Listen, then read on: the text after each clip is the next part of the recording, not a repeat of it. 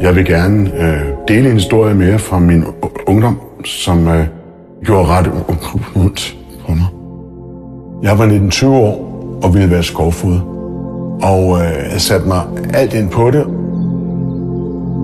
Sidder så og taler med uddannelseschefen deroppe.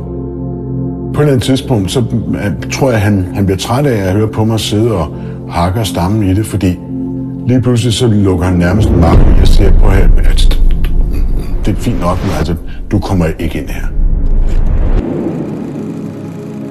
Han efterlod mig med en følelse af at være mindre værd, at jeg ikke kunne bruges til noget. Det ødelagde noget inde i mig. Og man kan se, kiggende tilbage, havde der bare været en mulighed for, på en eller anden måde, synliggøre. Jeg er den, jeg er. Og jeg har det her handicap. Det er okay.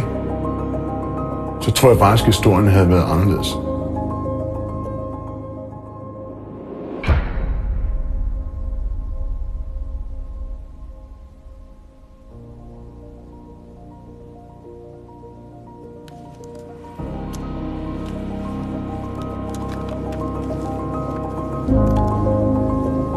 Mit navn er Adam, og jeg er stammer.